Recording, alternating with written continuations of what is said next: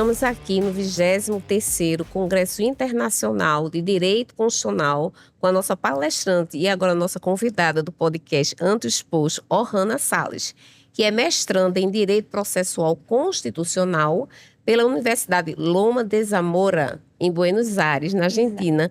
Também atua como advogada em Direito Público no Rio Grande do Norte. Seja muito bem-vinda. Ohana, obrigada por ter aceito o nosso convite. Vai desculpando a voz, mas sinta-se acolhida. Muito obrigada, agradeço o convite. Doutora Ohana, eu fiquei impactado com o seu tema A ideia do painel. é essa. A ideia é exatamente essa. Pessoal, o ativismo judicial e a credibilidade do STF. Vamos perguntar a ela, aonde ela quer chegar. Como é que você... Que credibilidade, de que tipo de credibilidade você fala e essa correlação com o ativismo judicial. É bem perigoso isso aí. Nós estamos numa zona cinzenta. Ativismo judicial já tem provocado muita discussão e aí você joga um pouquinho de pimenta ou muita pimenta com a expressão credibilidade. Vamos esclarecer? Pronto, a ideia da palestra que eu fiz agora há pouco no Congresso é, na verdade, eu não vim com a ideia de dar respostas. Eu falei isso, inclusive, na primeira frase, praticamente. Eu vim colocar reflexões na cabeça das pessoas. Porque, como você falou, é um assunto que está eminente, todo mundo fala sobre isso. O brasileiro hoje conhece o nome dos ministros, sabe mais do que a seleção brasileira, sabe todos os ministros. E como eu faço um mestrado na Argentina, em Buenos Aires, eu me surpreendi que os próprios argentinos conhecem os nossos ministros e perguntam como que acontece a Constituição, o STF, como funciona tudo. E aí, em uma dessas nossas aulas, justamente o professor da Argentina perguntou: vocês acham que o STF tem credibilidade? O brasileiro acredita no STF? E aí, na sala de aula, começou uma discussão, mas foi partidária. Sim. Que às vezes a gente confunde essas coisas. E o meu questionamento não é partidário, é jurídico e ciência política. Sim. Então, durante a aula, me despertou e eu levantei a mão e perguntei: e se a gente mudasse a forma que eles ingressassem no STF? Porque hoje eles ingressam porque eles são indicados por um presidente da República e passam pela sabatina do Senado. Ou seja, puramente político. Quem coloca eles lá são políticos. Mas, por outro lado, aqueles políticos, quem colocou lá, fomos nós. Isso. Nós elegemos e nós autorizamos eles tomarem decisões por nós. Isso. Então, é legítimo essa indicação. Mas representa a gente? A gente sente confiança? Sim. O imaginário brasileiro é de que, se houve uma indicação política, existe uma troca de favor. Aquele ministro não vai conseguir ser imparcial. A gente tem essa sensação, infelizmente, não deveria ser. Então, a minha ideia na palestra foi justamente questionar isso. E como eu questionei? A forma do ingresso deveria ser apenas a indicação? Eu sugeri na palestra que não apenas indicação. A gente poderia dividir, por exemplo, algumas indicações, porque realmente o STF decide coisas com cunho político. As decisões geram consequências políticas. E o presidente precisa dessas decisões para poder governar. Sim. Então, não tem como fingir que a política não está ligada. Mas a outra parte, as outras cadeiras, poderiam, por exemplo, ser uma progressão de carreira. Sim. Um juiz um dia poderia chegar lá, alguém do Ministério Público, Defensoria, Procuradoria, advogados. E aí, o último ponto que eu comentei na palestra foi o notório saber jurídico. Sim. Por quê? A Constituição da gente fala que o ministro vai ser indicado pelo presidente da República, vai ser sabatinado pelo Senado, tem que ser cidadão, reputação ilibada e ter um saber notório jurídico. A Constituição não fala o que é notório saber jurídico. Não existe lugar nenhum que fala sobre isso. Tanto que, se você for perguntar, existe a exigência da pessoa ser formada em direito? Não. Então, quando você fala isso para as pessoas que não exige ser formada em direito, as pessoas se espantam. Como é que uma pessoa vai fazer uma decisão que vai mexer com o país inteiro e não precisa ser nem formada em direito? Quando o ministro Dias Toffoli assumiu e ele foi passar pela sabatina, ele foi questionado na crítica porque ele não tinha mestrado e não tinha doutorado. Exatamente. O próprio Luiz Fux, que é outro ministro, falou, na opinião dele, que a pessoa deveria ter, no mínimo, uma afinidade com o direito público. Porque é a coisa que mais eles debatem lá. É verdade. E se a gente for olhar por esse lado, que foi o que eu fiz a comparação no palco, eu já tenho a idade para assumir, eu sou cidadã, e se depender dessa qualificação, eu era mais qualificada que o Dias Toffoli, porque eu já estou fazendo mestrado e já tenho a especialização de direito público.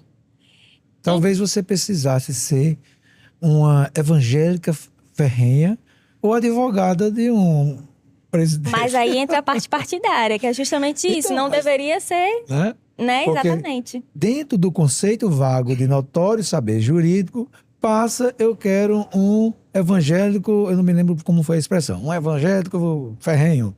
Ou passa o meu ex-advogado, Que aconteceu. que aconteceu. Que acontecer. E aí você tem a janela gigantesca do notório saber jurídico. E existem, inclusive, projetos, discussões de fazer concurso público para o STF, ou ser um tempo de carreira avaliado, ou ser a formação acadêmica. Só que se você também pensar por outro lado, os políticos têm que fazer esse projeto e aprovar. Eles não vão mexer nesse Claro que eles vespeiro, não querem. porque pode ser que voltem para eles algum dia isso. Então, existe muito jogo político, como você estava comentando, só que a minha questão é de trazer a segurança jurídica para nós. Sim. Que eu sou operadora do direito, eu fui advogada, trabalhei em procuradoria, estava no gabinete de um juiz. Então, eu mesma, em todos esses cenários, eu era insegura. Sim. Se eu estava no meu gabinete, eu não podia simplesmente chegar e dizer, eu não tenho resposta. Eu tenho que responder Sim. para a pessoa que me provocou. Isso. E como é que eu ia responder? Porque um dia eles poderiam decidir de uma forma, no outro dia já está totalmente diferente. Exato. A questão que eu levanto é, eu não quero entrar com a ação e ganhar. A gente quer. Mas eu quero recorrer e ter a certeza de quem está me julgando, eu ter a segurança do que ele está falando, do fundamento e por que ele está falando aquilo. No ano passado, José Eduardo Cardoso veio para esse congresso. Eu admiro muito ele, fui aluna dele, inclusive. E ele falou uma frase no ano passado que marcou minha cabeça e eu pensei, é isso. Você não está concordando com o juiz, você recorre. Você vai para o segundo grau, você recorre. Do STF, é só Deus. Então, se está nesse nível de poder, a gente tem que ter uma segurança jurídica. Tem que ter mais a gente cuidado, tem que mais confiar critério. nessas pessoas. Exatamente. E eu acho que se houver... Não precisa de um rol taxativo. Mas se tiver pelo menos um rol exemplificativo, de mais ou menos um norte, como é que a gente vai avaliar essas pessoas? Talvez a população que é leiga se sinta mais segura. Porque a gente que estuda, a gente sabe mais ou menos como é que funciona. Mas uma pessoa que é leiga não sabe. E hoje, como está uma mídia muito forte em cima do STF, ele assiste. Então, ele não sabe o que está acontecendo com a vida dele, com o país dele. E, inclusive, ontem, eu acho, uma palestrante falou que o Brasil é o único país que divulga os julgamentos, que tem uma televisão transmitindo os julgamentos. E a pessoa não entende o que está acontecendo. Então, tudo isso na minha palestra, é como eu falei para você, eu não estou dando resposta nenhuma. Sim. Eu estou pedindo justamente sugestões das pessoas. Eu quero que as pessoas reflitam. Vamos refletir sobre isso? Exato, porque quem sabe um dia um de nós aqui vai ter a chance de mudar. E eu acho que trazer para o palco do debate num congresso como esse é importante, porque nós estamos aqui com pesquisadores, doutrinadores, pessoas que formam o direito. E é melhor trazer essa discussão para aqui do que deixar na grande mídia, nas redes sociais, totalmente desvirtuada, a conversa puxando a bandeira A, a bandeira B política. Então, é melhor a gente fazer um freio de arrumação. Academia, vamos olhar para isso também. É um tema importante. Não é um lugar comum do público em geral, da imprensa em geral, dos leigos. Não é um lugar comum para leigo. Nós estamos falando da Corte Suprema, da Corte Constitucional. Então, tem que ter critério. Não pode ser um conceito vago e a indicação virar moeda de troca de tramitação de PL, de PEC. Que é como essa a gente tem sensação visto. que passa. A gente exato. tem visto. É a sensação que passa. Justamente Sensacional. a questão é que eu não digo em nenhum momento que eles não são competentes. Sim. Até certo. porque, por exemplo, o homenageado ministro Fachin. Super. Exato, eu fiquei muito feliz com Mas esse parece que, me desculpe, parece que o Fachin, ele se encaixa com todos os critérios de notório. Sim. O cara tem toda uma formação acadêmica completa, não é? Ele... Você vê que é bem fundamentado. Não, aí é o tipo que a gente espera que preencha a cadeira. Sim. É tanto que quando você for discutir com qualquer pessoa, você vê que o brasileiro está tão assim, a fim de saber sobre o STF, que tem os favoritos, ministros favoritos. Meu pai mesmo veio assistir a palestra, aí a gente tava comentando, o homenageado foi esse. Ele disse, esse é bom.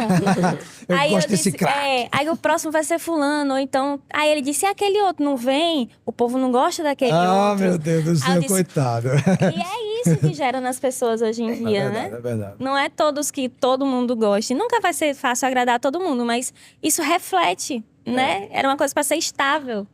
Nós estávamos falando com o professor Flávio Pansieri e num bate-papo já encerrou, né? Já tinha encerrado a entrevista e ele disse, olha, George, você quer lotar isso aqui? Chama Sérgio Moro ou então chama Alexandre de Moraes. Você não vai ter onde botar a gente. É. Os caras realmente viraram, né, Neymar. Fenômenos. O fenômeno, o jogador, esqueci o nome. Ronaldo. Fenômeno. Doutora, parabéns, viu, pela sua curiosidade. Era um perigo, uma pimenta boa.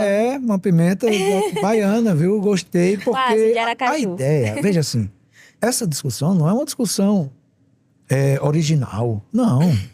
Mas o que tem sido original da parte dela é trazer para este palco essa discussão. Não vamos deixar solto isso aí, Esse não. recorte, né? Não é? Parabéns. Daqui, com certeza, muitas pessoas ficaram com essa dúvida na cabeça e com certeza vão refletir de como poderia ser diferente. Deixou a semente, né? deixou a semente. Deixei. Isso é o que A ideia era foi o essa. objetivo. Parabéns. Perfeito. Obrigada. Doutora Hanna, muito obrigada por sua participação no nosso podcast Ante o Exposto. E as portas estão abertas para recebê-la em outras ocasiões. Eu que agradeço, adorei. Vocês são Ano muito que vem o simpáticos. homenageado é Flávio Dino, né? Pois já vou ter que É pensar. outro que preenche, viu? Todos os requisitos. Já vou ter que pensar se vai continuar esse assunto. Eu vou pensar em outro em homenagem a ele. Gostei. Muito obrigada. Obrigada. Vamos lá, muito bom.